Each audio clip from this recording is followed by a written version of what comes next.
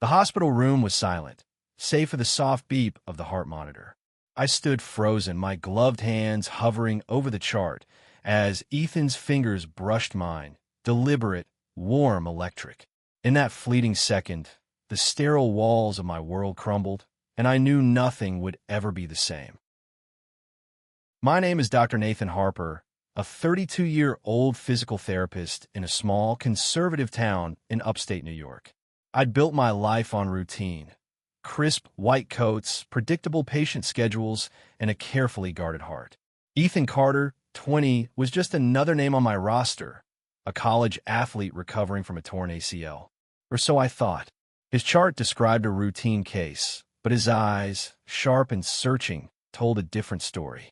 From our first session, I felt a pull I couldn't name, a current beneath his easy smile that made my pulse quicken. That touch, though, his fingers grazing mine as I adjusted his brace, was no accident. It was a spark in a room full of kindling, and I was terrified of the fire it could ignite. I stepped back, clearing my throat, my face burning under the fluorescent lights. "Let's focus on the exercises," I stammered, avoiding his gaze. Ethan just nodded, his lips curling into a knowing half-smile that sent a shiver down my spine. I'd always known I was different. Growing up in a town where church bells rang louder than free thought, I buried that truth deep. My parents, devout and well-meaning, would have called it sin. My colleagues, with their casual small-town gossip, would have called it a scandal. So I locked it away, choosing solitude over risk. But Ethan, he saw through me. In every session, his questions grew bolder, his glances lingered longer. "You ever let yourself feel, Doc?" he asked once, his voice low, teasing but piercing. I laughed it off, but inside I was unraveling. Our sessions became a battleground of restraint and temptation. Ethan pushed boundaries with every word, every look. He'd talk about his life, his football dreams, his fights with his overbearing father, the way he felt trapped in this town. I listened, drawn into his world, sharing more than I should. I told him about my late-night runs to clear my head, my love for jazz, things I hadn't shared with anyone in years. Each conversation chipped away at the wall I'd built, and I hated how much I craved it. One evening, after hours, Ethan showed up at the clinic unannounced. The waiting room was dark, the staff gone. I was finishing paperwork when he knocked, his silhouette framed in the doorway. "I couldn't wait till tomorrow," he said, stepping closer. His voice was raw, urgent. "I need to know if I'm crazy, Nathan. Tell me you feel it too." My heart pounded, torn between fear and longing. I should have sent him away. Instead, I let him stay. We talked for hours, the lines between doctor and patient blurring into something dangerous. He spoke of his fear of being himself in a town that wouldn't accept him, fear of losing his future. I saw myself in him, the boy I'd been, hiding behind duty and denial. When he reached for my hand again, I didn't pull away. His touch was a lifeline, pulling me toward a truth I'd spent years running from. But truth comes at a cost. The next day, a nurse caught us lingering too long in the treatment room, our hands brushing as I helped him stand. Her eyes narrowed, and I knew the whispers would start. In a town like this, secrets don't stay buried. I could feel the weight of judgment closing in, threatening my career, my reputation, everything I'd built. Yet, as Ethan looked at me, his eyes full of defiance and hope, I wondered if I could keep pretending, or if I even wanted to. The days that followed were a blur of tension. I avoided Ethan's gaze during sessions, but his presence filled the room. My colleagues began to notice subtle glances, hushed conversations. I overheard a receptionist mutter about inappropriate behavior, and my stomach churned. I was a respected professional, but one wrong move could ruin me. Still, I couldn't stop thinking about him, his laugh, his courage, the way he made me feel alive for the first time in years. One night, unable to sleep, I drove to the lake on the edge of town. The water was still, reflecting the stars like a mirror. I sat on a bench, wrestling with my choices. Ethan had crossed the line, but so had I. I could report him, distance myself, save my career. or I could face the truth and risk everything. As I sat there, lost in thought, headlights cut through the darkness. Ethan's truck pulled up, and my heart stopped. He stepped out, his face lit by moonlight, and said, "I knew you'd be here." In that moment, I realized there was no going back. Ethan walked toward me, his steps deliberate, his eyes never leaving mine. The lake stretched out behind him, a quiet witness to the storm brewing inside me. "You can't keep running, Nathan," he said, his voice steady but laced with urgency. "Not from this. Not from us." I stood, my hands clenched, the cool night air doing nothing to calm the heat in my chest. "There is no us, Ethan," I said, my words sharper than I intended. "I'm your doctor. This," I gestured between us, "it's not supposed to happen." But even as I spoke, my resolve wavered. His presence was a magnet, pulling me closer despite every warning in my head. He stepped forward, closing the distance. "You think I planned this?" he asked, his voice breaking. "You think I wanted to feel this way about the one person I'm not supposed to want?" His honesty hit me like a punch. I saw the fear in his eyes, the same fear I'd carried for years. Fear of being seen, of being judged, of losing everything for a truth too heavy to hide. We sat on the bench, the silence between us heavy with unspoken words. He told me about his life before the injury, how football was his escape from a father who saw him as a disappointment. "He'd kill me if he knew," Ethan said, staring at the water. "Not just for this, for being me. I wanted to tell him it would be okay, but I knew better. This town didn't forgive difference. I'd seen it in the way people whispered about the few who dared to be themselves." I share my own story, haltingly at first. Growing up, I'd learned to hide who I was, to smile through Sunday sermons about sin, to nod to my father's lectures about being a man. I'd chosen medicine to help others, but also to bury myself in work, to avoid the questions I couldn't answer. Ethan listened, his hand resting close to mine on the bench. When he finally spoke, his words were soft but firm. "You don't have to hide anymore, Nathan. Not with me." That night, we crossed another line. Not a touch, not a kiss, just a promise, unspoken but real, to stop pretending. But promises are fragile in a world that watches your every move. The next day at the clinic, the air was thick with suspicion. A colleague, Dr. Larson, pulled me aside. "People are talking, Nathan," he said, his tone clipped. "You need to be careful with that Carter kid." My stomach dropped. I nodded, muttering something about professionalism, but inside, I was spiraling. Ethan's sessions became torture. I kept my distance, my words clipped, but his eyes followed me, searching for the man he'd seen by the lake. I wanted to tell him I was trying to protect us both, but every glance felt like a risk. Then, one afternoon, he showed up with a bruise on his cheek. "My dad," he said quietly, avoiding my eyes. "He found a letter I wrote. Didn't send it, just wrote it. About you." My heart sank. The letter was vague, he said, but enough to spark his father's rage. I should have reported it, called social services, done something. Instead, I let him talk, let him lean on me. He spoke of running away, starting over somewhere no one knew him. "Come with me," he whispered, half joking, half serious. I laughed, but the idea lodged in my mind like a splinter. Could I leave? Could I walk away from my life for something so uncertain, so dangerous? The rumors grew louder.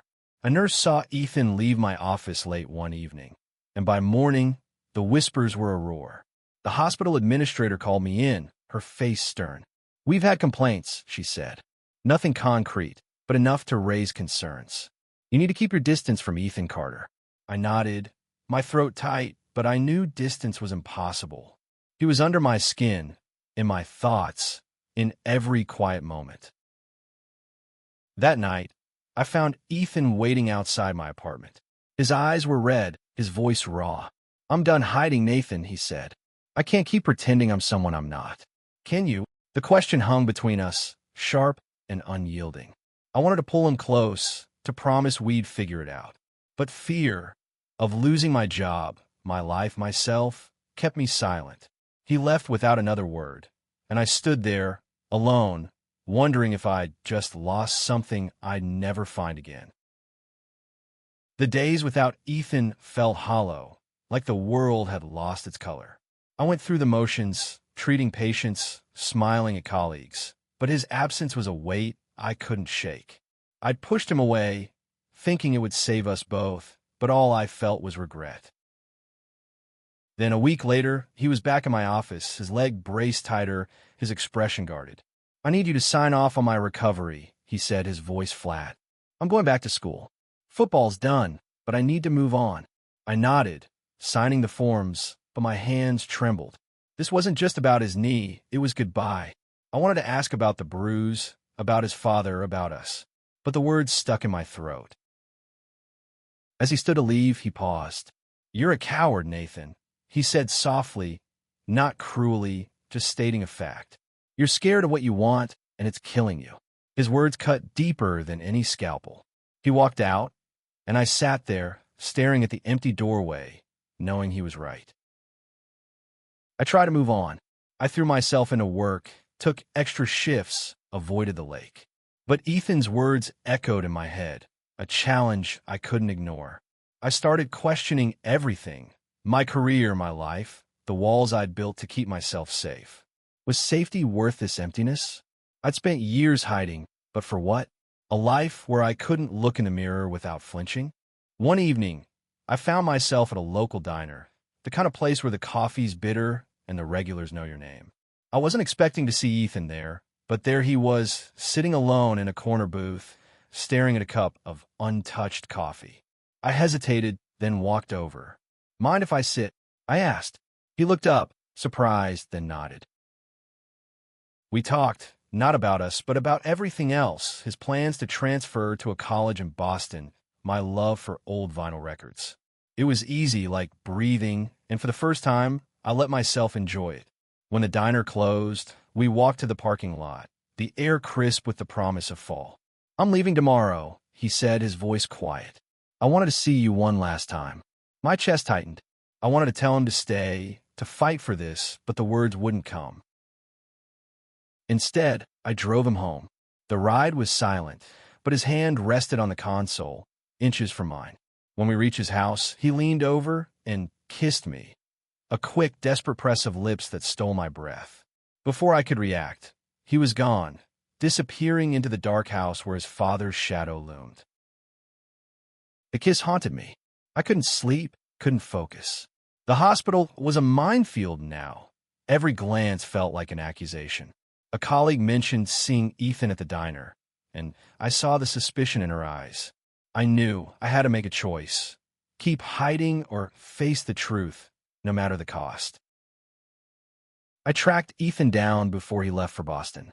He was packing his truck, his movements quick, almost frantic. "What are you doing here?" he asked, his voice wary. I took a breath, my heart pounding. "I'm done being a coward," I said.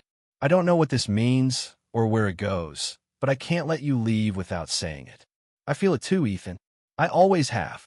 His eyes softened, but there was pain there too. "It's not that simple, Nathan," he said. "You've got your life here. I've got mine. In this town, it'll destroy us." He was right, but I didn't care. For the first time, I wasn't thinking about the consequences. I stepped closer, my hand finding his. "Then let's leave," I said, the words surprising even me. "Together." He stared at me, torn between hope and doubt. "You'd give it all up?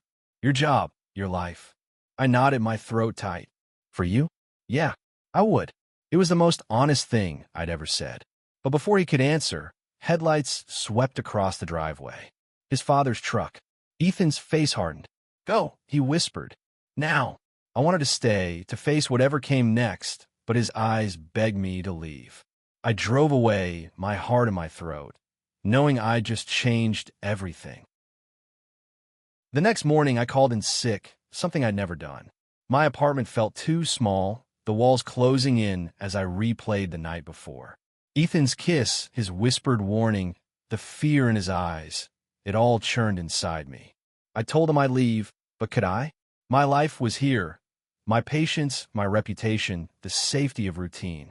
Yet the thought of losing him, of returning to that hollow existence, was unbearable.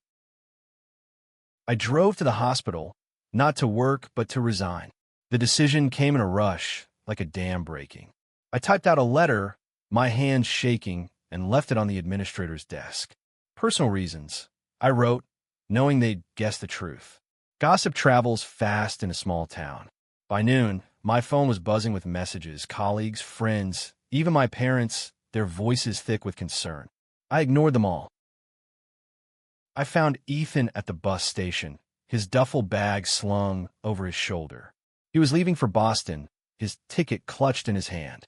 "You shouldn't be here," he said, glancing around nervously. But I saw the hope in his eyes, the same hope I felt. "I quit," I told him. "I'm done hiding. I meant what I said last night. I want to go with you." His breath caught, and for a moment, we just stood there, the world fading away. But the world doesn't stay quiet. A shout broke the moment. Ethan's father, storming toward us, his face twisted with rage. "You think you can just leave?" he bellowed, grabbing Ethan's arm. "And you," he turned to me, his voice venomous. "You're the reason he's like this." I stepped between them, my voice steady despite the fear. "Let him go," I said. "He's not your property." The confrontation drew a crowd, their whispers a dull roar in my ears. Ethan pulled free, his eyes blazing. "I'm done, Dad," he said. "I'm not your perfect son. I never was." His father lunged, but a security guard intervened, pulling him back. Ethan grabbed my hand, and we ran, his bag bouncing against his side. We didn't stop until we reached my car, breathless, hearts pounding. We drove in silence, the weight of what we'd done settling in. "Where are we going?" Ethan asked finally, his voice soft. "Boston," I said. "We'll figure it out from there." He nodded, his hand finding mine on the gear shift. For the first time, I felt free, not from fear but from the need to hide. We were two men, flawed and scared, but choosing each other over the safety of silence. Boston was a new world. We found a cheap apartment, a cramped studio with peeling paint and a view of a brick wall. It wasn't much, but it was ours. I took a job at a small clinic, starting over as a nobody, free from the shadow of my old life. Ethan enrolled in college, chasing a degree in art, something his father had called a waste. We built a life, piece by piece, learning to navigate love in a world that didn't always understand. But the past doesn't let go easily. Letters from my parents arrived, pleading for me to come home, to fix myself. Ethan's father sent threats, then silence, which was worse. We leaned on each other, finding strength in quiet moments, cooking dinner together, laughing over bad TV, stealing kisses in the rain. Each day, we grew braver, more ourselves. One night, as we lay in bed, Ethan traced the lines of my hand. "You ever regret it?" he asked. I thought of the life I'd left, stable, safe, empty. "Not for a second," I said, and I meant it. He smiled, his eyes bright in the dark, and I knew we'd made the right choice, no matter how hard the road ahead. Life in Boston wasn't perfect, but it was real. Ethan and I carved out a space where we could be ourselves, where love didn't feel like a crime. The city buzzed with possibility, its streets alive with people who didn't care who we held hands with. But freedom came with its own challenges. My savings dwindled, and Ethan's part-time job barely covered his tuition. We fought sometimes over money, over fear, over the weight of starting over. But every fight ended with us closer, our hands intertwined, our promises renewed. One spring evening, we walk along the Charles River, the water reflecting the city's lights. Ethan stopped, pulling me to a bench. "I need to tell you something," he said, his voice serious. My heart raced, bracing for bad news. Instead, he pulled out a sketchbook, its pages filled with drawings of us, moments I hadn't realized he'd captured. The lake back home, our first kiss, the bus station. "I'm showing these at school," he said. "My professor thinks they're good enough for a gallery." Pride swelled in my chest, mixed with awe at his courage. His art became our anchor. The gallery show was small, just a local spot, but it felt monumental. I stood in the crowd, watching strangers study Ethan's work, their faces softening as they saw our story in his lines. One drawing stood out, A sketch of me, my face lit by moonlight, titled The Man Who Chose Himself. Ethan caught my eye across the room, his smile shy but proud. In that moment, I realized we weren't just surviving, we were building something beautiful. The past still lingered, though. A letter from my mother arrived, her handwriting shaky. She didn't understand, she wrote, but she missed me. She asked to meet, to talk. I hesitated, then showed Ethan. Go, he said. Not for her, for you. So I did. We met in a quiet cafe, her eyes searching mine for the sun she thought she knew. I told her my truth, unapologetic but gentle. She cried, but she listened. It wasn't forgiveness, not yet, but it was a start. Ethan's father was another story. He showed up unannounced one weekend, his face older, harder. He demanded Ethan come home, said he'd fix him. I stood by Ethan's side, my voice steady. He's not broken, I said, and he's not yours to control. Ethan's hand found mine, his grip tight. His father left, his threats empty in the face of our resolve. We didn't see him again. Years passed, each one a step toward something stronger. I became a partner at the clinic, my days filled with patients who reminded me why I'd chosen this path.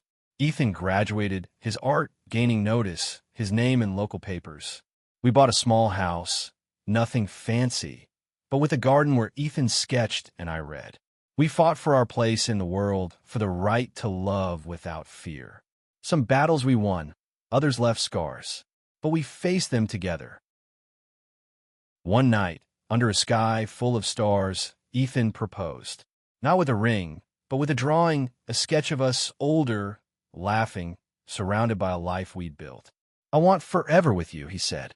I said yes, tears in my eyes, knowing forever had already begun. Our wedding was small, just friends who'd become family, in a park not unlike the one where we'd first dared to be honest. As we danced, the world felt right, like we'd finally found our place. Looking back, that touch in a hospital room was more than a line crossed. It was a door opened. It led us through fear, through loss, to a life neither of us could have imagined. We weren't heroes, just two men who chose love over silence, courage over safety. And in that choice, we found meaning, a life not just lived but felt deeply and without regret.